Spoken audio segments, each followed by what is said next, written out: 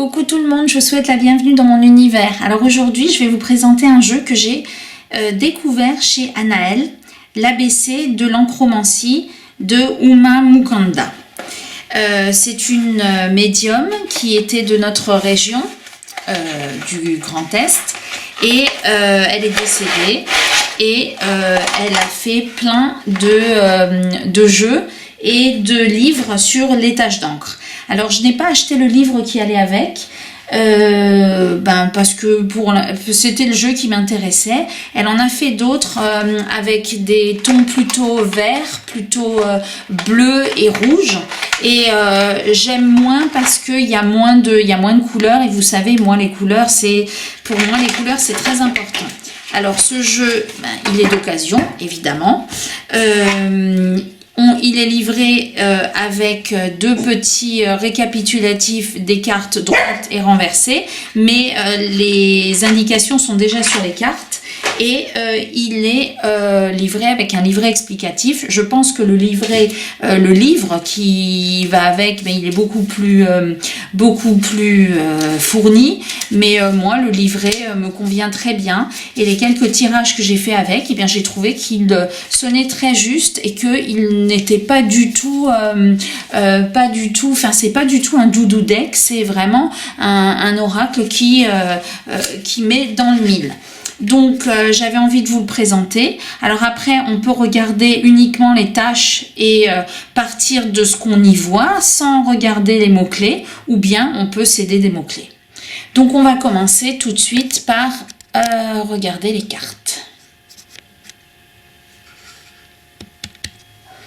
Alors on va peut-être les prendre à l'endroit.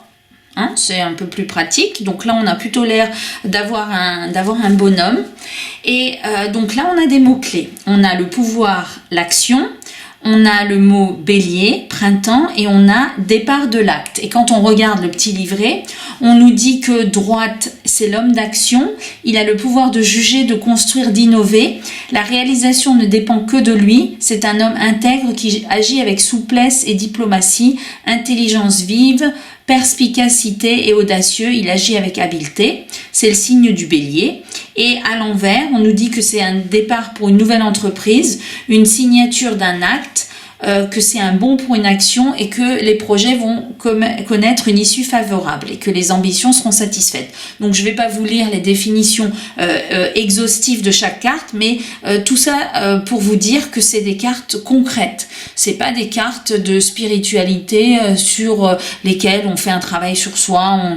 On a des réponses concrètes. Si on demande comment va évoluer un projet, là on nous dit que la réalisation ne dépend que de vous, alors que là on nous dit que les projets vont connaître une issue favorable. Donc il n'y a pas de carte à l'endroit ou à l'envers, en matière de sens de la carte, mais des sens différents selon qu'elle est droite ou renversée. Donc voilà, je ne vous ai pas montré le dos. Voilà, donc c'est comme ça pour toutes les cartes. Donc malgré parce que le livret n'est pas très épais, il fait une trentaine de pages, mais malgré la petitesse du livret, il y a quand même pour chaque carte une explication un peu plus approfondie de la carte. Donc la carte numéro 2, donc là on est sur les voyages multiples lion-été à l'endroit et sur l'ovulation et la grossesse à l'envers. Le Bouddha, l'initiation, avec la transmutation et l'épreuve à l'envers. La rencontre amoureuse, la lune, juin-juillet. Et l'amant, l'invitation. L'accouplement, les tentations. La prudence, la décision. La passion cachée, Mars, Pluton, Scorpion. Et l'adversité, la dualité. Alors là, on ne les regarde pas en détail, je vous les montre, mais c'est vrai que quand on se plonge un peu plus dans la carte, sur les couleurs de la carte, on arrive à reconnaître des mots-clés, bien que on n'ait pas forcément l'habitude. Vous voyez là, par exemple, c'est la carte à l'endroit de la consultante, et quand on regarde bien, on voit un visage féminin, avec une robe qui pend. Donc là, on pourrait considérer que c'est bien la carte de la consultante. Et à l'envers, ben, c'est l'élégance et la beauté. Le nouveau toit, le changement de décor. L'enfant, le conjoint, Saturne, décembre et janvier, la renaissance et l'aboutissement. Là, c'est pareil, on a vraiment l'impression que ça remonte, qu'on aboutit à quelque chose, on finalise quelque chose, ce qui n'est pas le cas de la carte vue dans ce sens-là. Le créateur, la transaction, l'entreprise florissante. Le sens, l'exotisme, soleil, mercure, août et septembre, la richesse et les profits. Alors, je ne vous dis pas que toutes les cartes, on peut les regarder de façon intuitive. Enfin, si, on peut les regarder, mais on ne trouvera pas les mots-clés. La communication et l'enthousiasme, Gémeaux, mai et juin. Et la fécondité et le commerce. Le contrat, le projet, Jupiter, novembre, décembre, le travail de labeur. La dualité, le retard, les problèmes affectifs. Et alors, ce que j'aime dans ce jeu, c'est que eh bien, il y a des cartes négatives, ce qui est toujours important pour un jeu divinatoire, je trouve. La direction d'intuition est assise résurrection. Le théâtre, la victoire. La signature, la bonne nouvelle. L'élévation, l'avancement.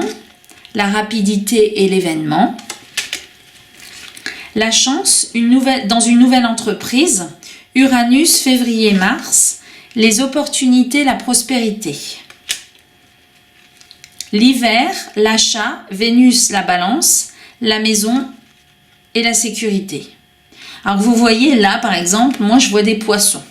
Et là, je vois un visage qui a peur. Là, je vois un petit dragon. Et là, je vois une aile de papillon. Et là, je vois un chat. Donc, je vois un chat, mais c'est hiver à chat. Donc, on pourrait en discuter. Et voilà, maison sécurité, là, je vois pas trop. Un accord, une signature, mais on peut l'utiliser comme un oracle habituel sans regarder en détail les cartes. Mais après, on peut tout faire avec. Le soleil, le lion. La chance dans une nouvelle relation. Le sens artistique, l'hiver, le capricorne. Et l'élévation de position.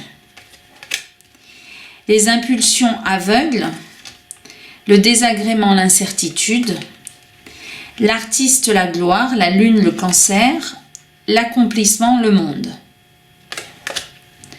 La révolte intérieure et la fin d'une passion. L'examen, les concours. Alors là, moi, je vois deux personnes qui sont attachées l'une à l'autre. La société, l'argent. Le succès littéraire, une promotion, Mercure, Mars et Avril, et le bon pour l'examen ou pour le concours. Et vous voyez, les cartes généralement ne sont pas positives d'un côté, négatif de l'autre. Toute la carte est positive ou elle est toute négative et elle a juste deux significations différentes. Résultat, honneur, soleil, septembre, octobre, sollicitation, récompense. Tracasserie juridique, mauvaise gestion. Réconciliation, fraternité, scorpion, automne. Une occasion, une transition. L'homme, l'action. Donc là, je vois deux hommes. Une genre de homme chauve-souris là-dessus. Et là, un homme qui porte quelque chose sur sa tête. Et là, rencontre positive. Représentant, déplacement, Jupiter, Sagittaire, l'éclaircissement des affaires. Le départ d'une activité, Uranus, Verseau, transformation d'un décor. Fantasme, désordre, Neptune, Poisson, désir, domination. Nouvelle relation ou aboutissement bénéfique. L'originalité, coup de chance, Uranus, Jupiter, Verseau, Sagittaire, réussite inespérée. Association, démarche, bonheur au foyer. Divertissement, joie, Avril, mai, Taureau. Aventure amoureuse. Le monde invisible, la matière, la force. Là, c'est un peu opposé. L'emprise, la magie, novembre-décembre, Pluton, le pouvoir, la sexualité, la perte, l'écueil, la séparation, le divorce. L'illumination, la protection, Vénus, la lune, juin-juillet, rencontre d'une femme importante, départ, la mer, alors là on voit le bateau, enfin moi je vois le bateau. La plénitude des voyages. Je pense d'ailleurs que les cartes s'apprécient plutôt à l'endroit et qu'à l'envers, elles ne signifient pas forcément, vous voyez là la plénitude du voyage, je ne suis pas trop... je pense qu'elles sont plus faciles à reconnaître à l'endroit. La famille, l'intimité, Bélier, Mars, sœur, frère, tendresse, fidélité, assurance, engagement, contrat, l'homme de théâtre, Mercure, Soleil, Gémeaux et le combat de guerrier, les faveurs, le public, l'avancement, le rapprochement, la passion, la réconciliation, la fin d'une liaison, donc là elles sont opposées, la femme, l'homme, la naissance d'un enfant, la victoire sur des démarches, les projets vont aboutir, la douceur, la générosité, la tendresse, l'affectivité. Je trouve d'ailleurs que dans ces vieux oracles, eh bien, ils étaient beaucoup plus précis que les nouveaux. Je trouve que le Béline, tous ces vieux oracles, ils étaient assez concrets, alors que les nouveaux, eh bien, vous avez joie, bonheur, tristesse. C'est un peu...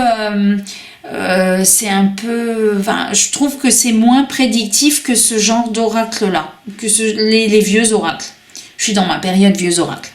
Dignité, récompense, bonne position sociale, rencontre amoureuse, tournant, fortune, la coiffure, l'esthétique, juin, juillet, cancer, la connaissance, la métamorphose, opposition, retard, décembre, janvier, capricorne, préoccupation domestique, justice rendue, joie en dehors de la ville, grandeur, tentation, juillet, août, lion, élégance, raffinement, évasion, fascination, mai, juin, gémeaux, travail important, travail d'appoint, Saturne, janvier, février, avancement, récolte, rencontre, l'étranger, amour nouveau,